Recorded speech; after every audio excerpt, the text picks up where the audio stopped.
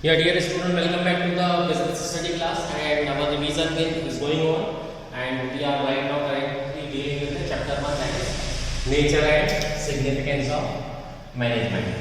So in the previous class, like class, I gave you the example of about the nature and significance of management. We also dealt with the case study of management at SCL, and we did the case study of Mr. Shivnadar, how he initiated the computer system in our country, computer education and initiation of the use of computer in our country.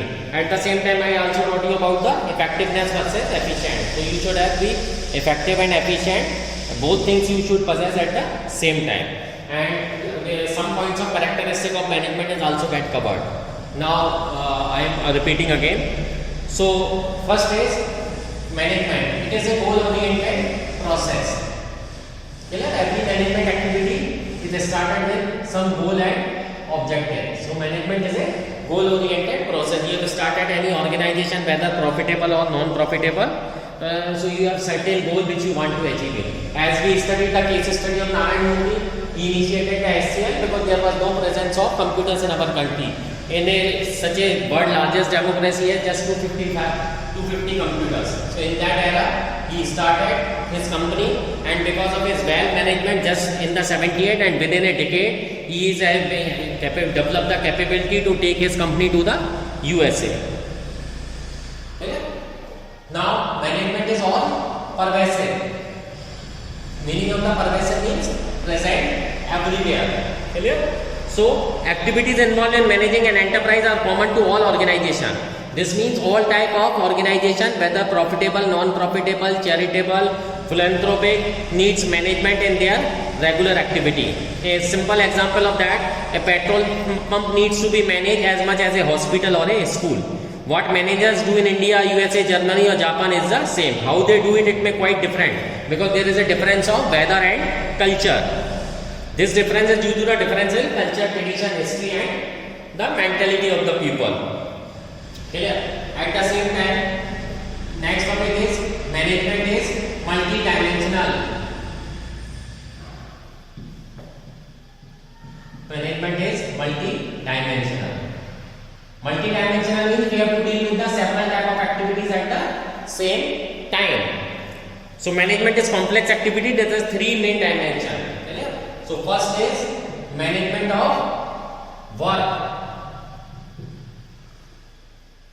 Clear? All organization exists for the performance of some work. In a factory, a production is manufactured. In a garment store, a customer need is satisfied, and a hospital patient is treated. So first work which we are going to do in a management is the management of the work. Clear? Next is management of people. In any organization, we have to deal with several type of people with a different mentality, different culture. See, in a big organization like Tata's and Ambani's, where people are working in lakh, 4 to 5 lakh people are working with a different diverse mindsets. So taking out work from these different types of the people is really a very tough job. So it implies dealing with the employees and individual with the diverse needs and behavior. Clear? For example, in southern India people would like to eat the rice more in comparison to the northern India people who wants to eat the chapati more. It also means dealing with the individual as a group of people. The task of management is to make people work toward achieving the organizational goals by making their strength effective and their weakness irrelevant. Clear? Next and last, management of operation. Management of operations. No matter what the organization, it has some basic product or service to provide in order to survive. This requires a production process which entails the flow of input material and technology for transforming this input into desired output for consumption. This is interlinked with both the management of the work and management of people. Clear? So that is why management is called multi-dimensional and deal with the basically three type of things: management of work, management of people and management of operations. Next point is, it is a continuous process. It is a continuous process.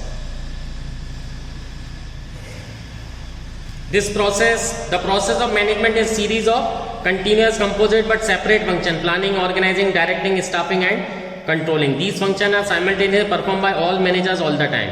You may have observed that Suhasini at FabMart performs several different tasks in a single day. Some days she spend more time in planning a future exhibition, and other days she may spend time in sorting out employees' problem. The task of manager consists of ongoing series of functions. So management is a continuous process, whether you have to deal with your business, your employees, and something else. Next, it is a group activity. Group activity means you have to treat your business like a family. As the family has diverse need, diverse career, same thing happens with your organization. We are having a group of people with different type of need, diverse need and diverse demand. So it is a group activity. Every member of the group has a different purpose for joining the organization. But as members of the organization, they work towards fulfilling the common organizational goal. This requires teamwork and coordination of the individual effort in a common direction. At the same time, management should enable all its members to grow and develop a need and opportunities change. Next, it is a dynamic function. It is a dynamic function. Why it is called a dynamic function?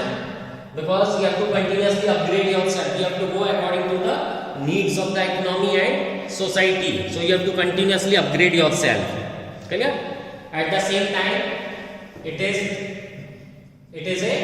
is an intangible force. You can't see management with your eyes. It is an intangible force, but felt everywhere. Clear? So management is an intangible force that cannot be seen, but its presence can be felt in the way the organization functions. The effect of management is noticeable in an organization where targets are met according to the plans. Employees are happy and satisfied. There is orderliness instead of chaos. Clear? So these are the basic characteristics of management. Now we are going to study the objectives of management.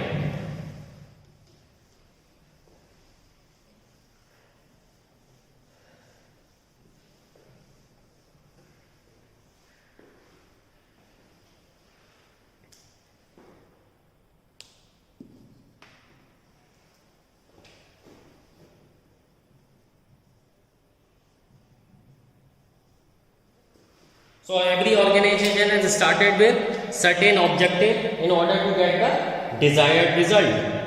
They must be derived from the basic purpose of the business. In any organization, there are different objectives, and management has to achieve all objectives in an effective and efficient manner.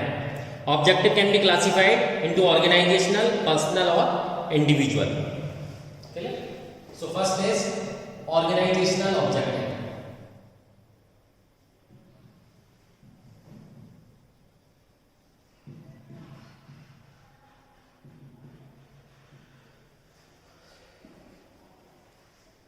Management is responsible for setting and achieving objective for the organization.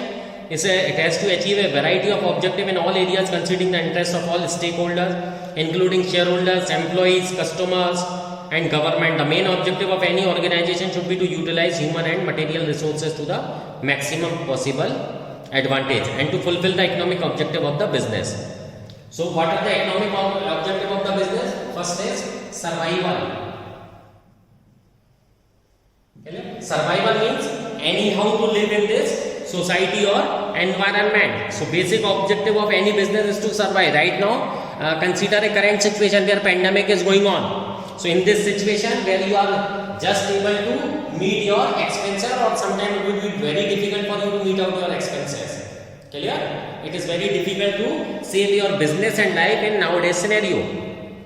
So management must strive to ensure that the survival of the organization. In order to survive, an organization must earn enough revenues to cover up the cost. Okay, so that is why it is said that this time if you are in manufacturing sector, ignore the fixed cost. Just do the thing so that you are able to cover up your variable cost. Okay? Next is profit. So what does profit mean? Mere survival is not sufficient. In order to grow yourself, develop yourself, you are in need of profit. So management has to ensure that organization makes a profit. Profit provides a vital incentive for the continued successful operation of the enterprise. Profit is essential for covering up costs and the risk of the business, and in order to grow further, you need funds, and funds will come from profit only. Next term is growth. So a business needs to add to its prospect in the long run. For that, it is important for the business to grow. To remain in the industry, management must exploit fully the growth potential of the organization. Growth of a business can be measured in terms of sales volume increase, in the number of employees, the number of products, or the increase in the capital, and there can be other indicators of growth also. Consider a situation of a very recent car company launched its model Sonet. Kia Sonet has been launched at the initial ex-showroom price of rupees 6.71 lakh, where all companies are finding difficult to survive, where all other automobile companies are finding difficult to survive in this pandemic time because shops, factories were closed in last 3 to 4 months. But Kia Sonet has got a recordable booking of rupees almost 6 to 7 lakh of vehicles. No car company could has ever done this much of sale in this pandemic time. Okay? So growth is also necessary for the continuous survival of your business enterprise. Clear? Next is social objective. So beside organizational objective, you shall also strive to achieve the social objective. The same way you study the social responsibility of business. What you are doing for the welfare of the society will come under social objective. Though you pay your taxes on the time, you pay salary to your employees on time, but still there are something necessary which you have to done for the welfare of society. So that thing is called social objective. Okay? Next is personal objective. Organization are made up of the people who have different personalities, background, experience, and an objective. They all become part of the organization to satisfy their diverse needs. These vary from financial needs such as competitive salaries and perks, social needs such as peer recognition, and higher level needs such as personal growth and development. Management has to reconcile personal goals with organizational objective for harmony in the organization. When you decide that your organizational objective should not hurt, so at the same time you must ensure that the personal objective of the employee shall not get hurt. Because if there is a clash comes, you will not be able to achieve any of the objective. So organizational objective shall be the priority, and personal objective shall also get satisfied from the employee's point of view. Okay? So these are the objectives of management. Now we study the importance of management.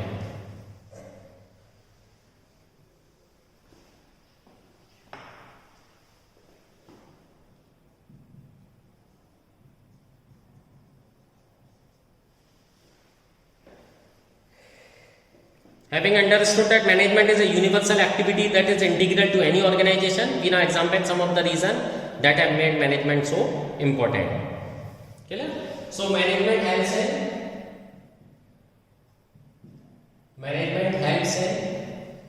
achieving group goals.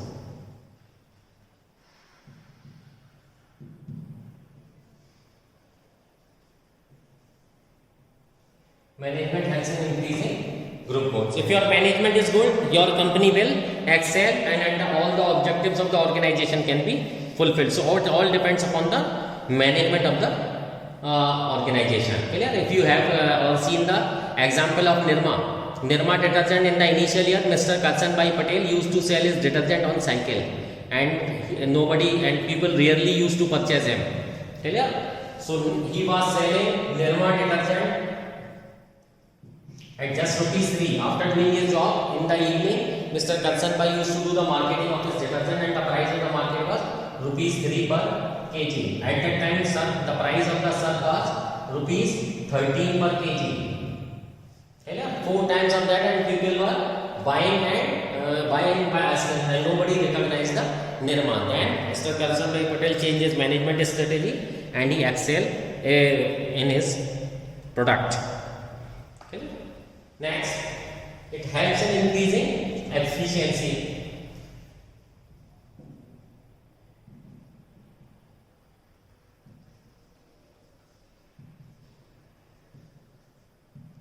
If your management is good, then you shall be efficient also. The aim of manager is to reduce the cost and increase productivity through better planning, organizing, directing, staffing, and controlling the activities of the organization. Okay? Management creates a dynamic organization. So when the person by recognize that he is not able to make a good amount of the sale even by riding a bicycle, but Surf Excel is selling 3 times of his or 4 times of his cost. So he convert his organization into a dynamic organization, and later on everybody recognize the Nirma. So it's very necessary to convert your organization into dynamic organization. Okay? It helps in achieving personal objective.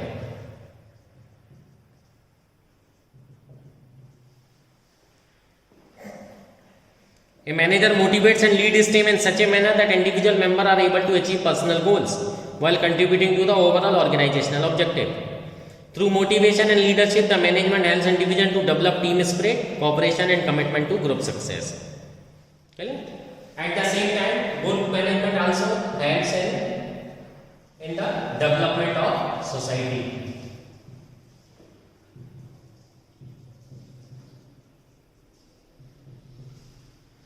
Good management also helps in the development of society. So organization has multiple objectives to serve the purpose of different groups that constitute. In the process of fulfilling all these, management helps in the development of the organization, and through that it helps in the development of society. It helps to provide good quality products and services, creates employment opportunity, adopt new technology for the greater good of the people, and leads the path toward the growth of development.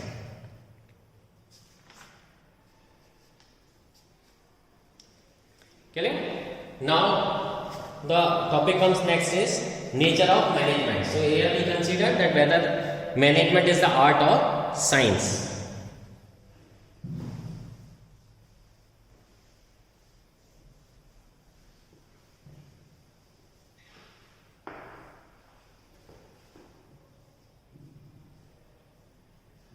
Nature of management. So here nature of the management is divided into 2 parts.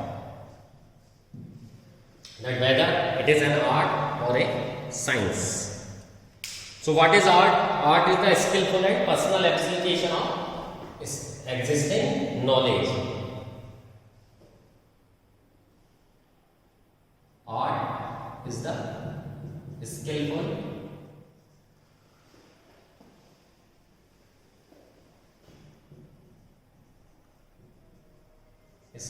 and personal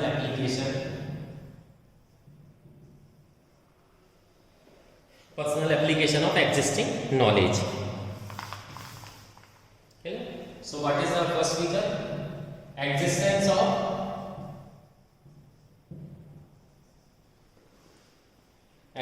of theoretical knowledge.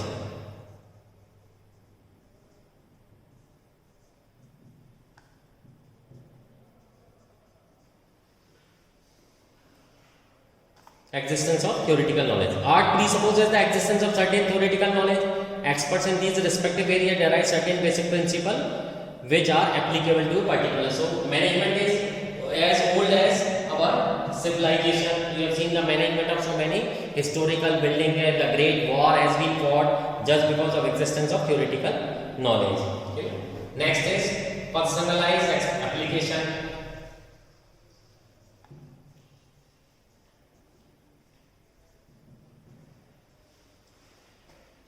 Personalized application. Use of this knowledge varies from individual to individual. Art therefore is a very personalized concept. For example, 2 dancers, 2 speakers, 2 actors, 2 writers were always different, demonstrating their art. Okay? And next is based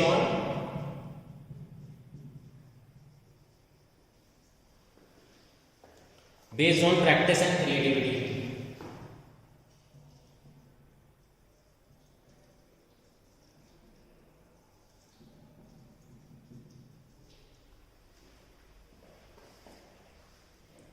All art is practical, and art involves the creative practice of existing theoretical knowledge. We know that all music is based on 7 basic notes.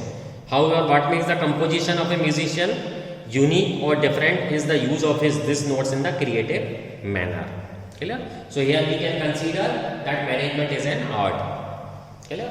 Now how we are consider that management is the science? So first is systematized body of knowledge. systematized body of knowledge.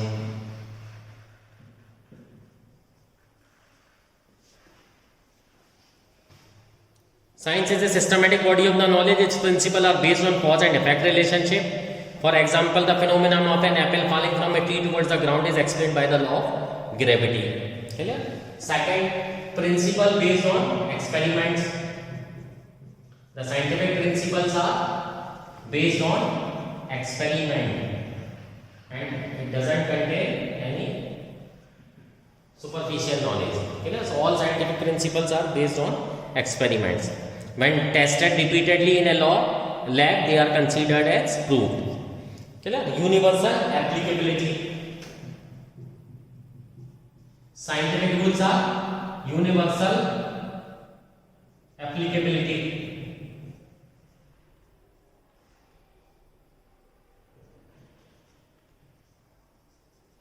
Scientific principle are universal applicability or universal validity. So we can say that management is a science as well as art also. Clear?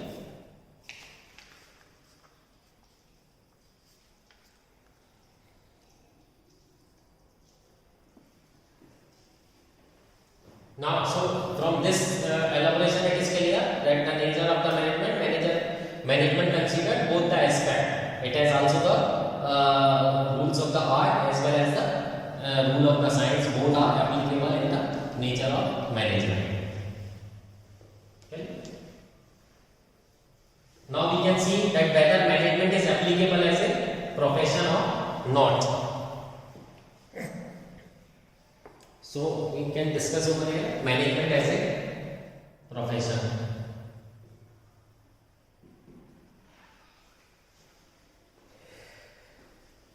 So till now with these basic things you have considered that management is a professional activity. So all form of organized activity needs to be managed. You would have also observed that organization look for individual with specific qualification and experience to manage them. At the same time you will see there are several persons who have managed the business without any professional degree.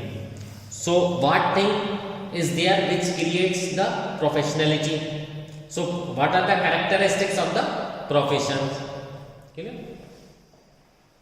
So what are the characteristics of the profession? It's a well-defined body of knowledge.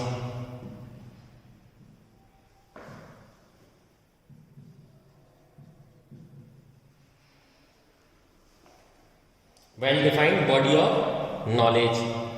All professions are based on a well-defined body of knowledge that can be acquired through instructions. Okay. Second, restricted entry.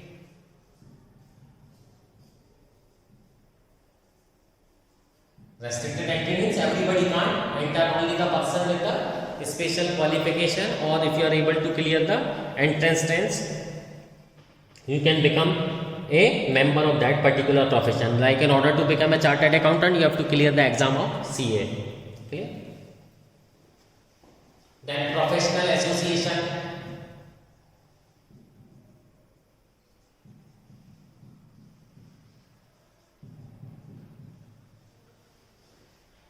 Professional association. All professions are affiliated to the professional affiliations association, which regulates entry, grants certificate of practice, and formulates and enforces a code of conduct. To be able to practice in India, lawyers have to become the member of Bar Council of India. Similarly, doctors have to become the members of Medical Council of India. Okay, so professional association is there. Next is ethical code of conduct. Ethical code of conduct. This means you shall not involve in